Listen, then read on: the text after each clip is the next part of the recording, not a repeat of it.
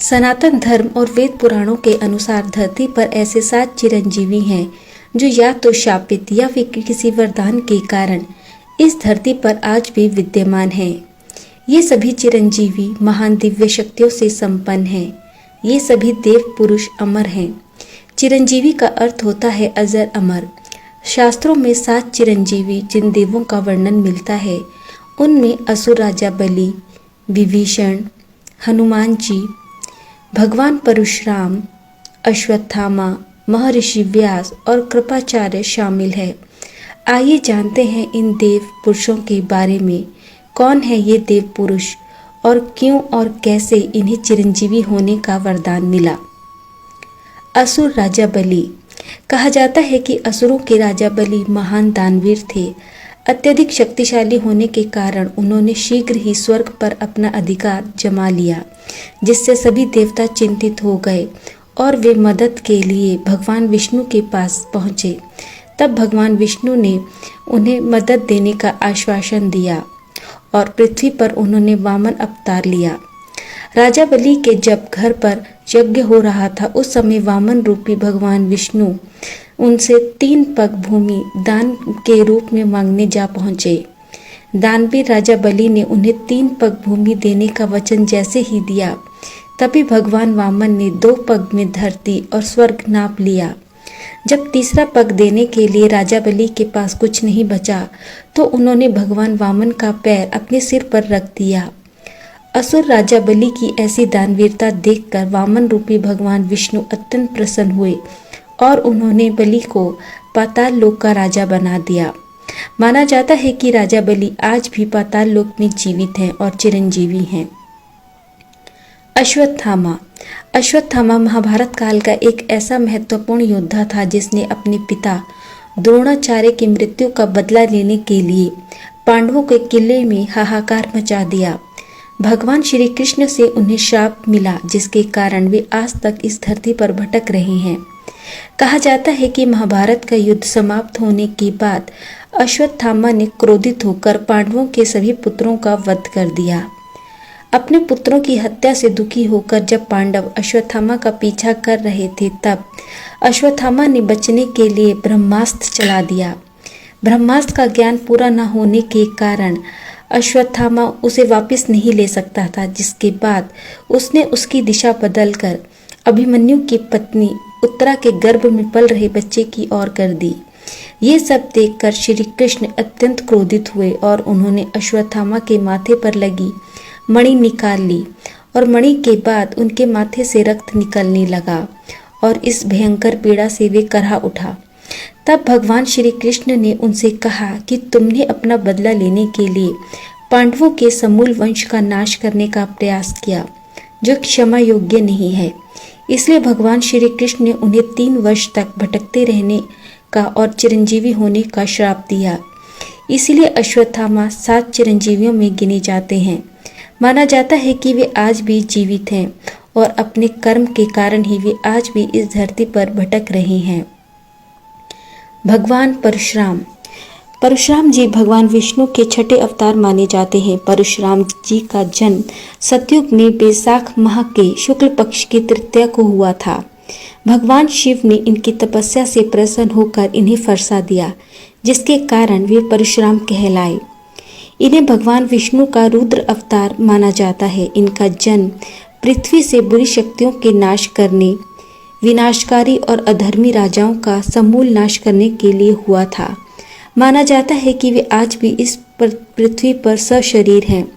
पौराणिक कथा के अनुसार महेंद्रगिरी पर्वत पर आज भी भगवान परशुराम तपस्यारत है और जिस समय भगवान विष्णु के 10वें अवतार कल्कि का जन्म होगा उस समय भगवान परशुराम ही उन्हें सभी कलाओं में शिक्षा देकर परिपूर्ण बनाएंगे।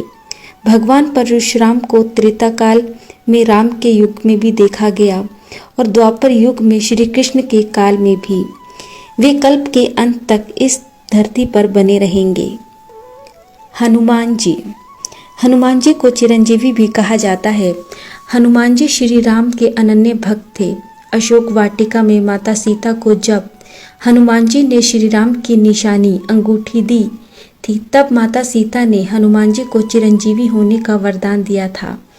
कहा जाता है कि जब पर प्रभु श्री राम ने देवलोक में जाने का निर्णय लिया तो हनुमान जी बहुत आहत हुए और उस समय उनकी इस दशा को देखकर प्रभु श्री राम ने उन्हें गले से लगा लिया और कहा कि धरती पर आने वाला कोई भी जीव अमर नहीं है, लेकिन तुम्हें सीता से यह वरदान मिला है।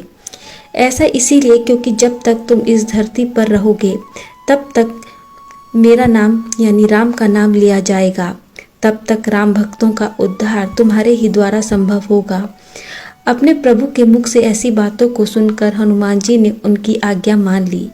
यही कारण है कि हनुमान जी आज भी इस धरती पर वास करते हैं और भगवान राम के भक्तों की तकलीफों को सुनते हैं और उनके दुख और समस्याओं को भी हरते हैं। विभीषण। रावण के छोटे भाई विभीषण को भी चिरंजीवी होने का वरदान प्राप्त था। विभीषण ने अपने भाई रावण के विरुद्ध जाकर सत्य का साथ दिया था। प्रभु श्री राम ने लंका विजय के पश्चात विभीषण को लंका का राजा बनाया। कृपाचार्य। महाभारत काल में कौरवों और पांडवों के गुरु में कृपाचार्य थे। वे परम तपस्वी ऋषि हैं। अश्वत्थामा के मामा और कौरवों के कुलयुग गुरु थे। कृपाचार्य ने महाभारत का युद्ध कौरवों की तरफ से लड़ा, लेकिन निष्पक्षता के साथ लड़ा, इसीलिए इन्हें अमरता का वरदान मिला। ऋषि व्यास। महाभारत जैसे महाग्रंथ की रचना करने वाले व्यास ऋषि पराशर एवं सत्यवादी के पुत्र थे। वे सांवले रंग के थे और यमुना के बीच स्थित एक द्वीप पर उत्पन्न हुए थे। उनकी गहन तपस्या और ध्यान करने के कारण ही भगवान शिव उनकी भक्ति और त्याग से अत्यंत प्रसन्न हुए और उन्होंने व्यास को वेदों की रचना करने, व्यवस्थित करने, वर्गीकृत करने की शक्ति दी। इसके साथ ही भगवान शिव ने उन्हें महाभारत जैसे महाग्रंथ को लिखने और साथ ही अमर रहने का वरदान भी दिया था, जिससे व्यास जी युगों तक जीवित रहकर भविष्य की पीढ़ियों को अपना ज्ञान दे सके। कहा जाता है कि यदि आप इन 7 चिरंजीवियों का नित्य स्मरण करें तो आपकी आयु दीर्घायु हो सकती है। इसके अलावा ऋषि मार्कंडे को भी अष्ट चिरंजीवी के रूप में याद किया जाता है। ऋषि मार्कंडे भगवान शिव के परम भक्त थे। उन्होंने भगवान को प्रसन्न करने के लिए कठोर तप किया और महामृत्युंजय मंत्र की रचना की। उनकी भक्ति और दृढ़ संकल्प को देखकर भगवान शिव उनके सामने प्रकट हुए और यम को पराजित करके उन्होंने मार्कंडे को जीवन दान दिया। साथ ही उन्होंने उन्हें अनंत जीवन अर्थात चिरंजीवी होने का भी वरदान दिया। भगवान शिव से मिला उनका यह वरदान आशीर्वाद के रूप में फला, इसीलिए उन्हें 8वें चिरंजीवी के रूप में माना जाता है। मार्कंडे ऋषि के नाम का जाप करने से व्यक्ति निरोगी रहता है और लंबी आयु प्राप्त करता है। हिंदू शास्त्रों के अनुसार ये 8 चिरंजीवी कलयुग में भी जीवित हैं। मान्यताओं के अनुसार उनका अस्तित्व पृथ्वी के अंत तक रहने वाला है। माना जाता है कि इन अष्ट चिरंजीवियों में से एक भगवान परशुराम पृथ्वी पर उस समय तक बने रहेंगे जब भगवान विष्णु अपना 10वां अवतार कल्कि के रूप में लेंगे। वे भगवान कल्कि के गुरु होंगे और उन्हें युद्ध की शिक्षा देंगे। वे ही कल्कि को भगवान शिव की तपस्या करके उन्हें दिव्यास्त्र को प्राप्त करने के लिए भी कहेंगे। माना जाता है कि इन 8 दिव्य चिरंजीवियों जिनमें अश्वत्थामा, दैत्यराज बलि, वेद व्यास, हनुमान जी, विभीषण, कृपाचार्य, परशुराम और मार्कंडे ऋषि हैं। यदि आप इन सभी का स्मरण सुबह सुबह करते हैं तो आपकी सभी बीमारियों समाप्त हो सकती हैं। इनके स्मरण मात्र से ही व्यक्ति निरोगी बनता है और लंबी आयु प्राप्त होती है। इसलिए यदि आप भी स्वस्थ रहना चाहते हैं तो इन 8 चिरंजीवियों का नाम लेते रहिए और अपने सनातन धर्म से जुड़े रहिए। धन्यवाद।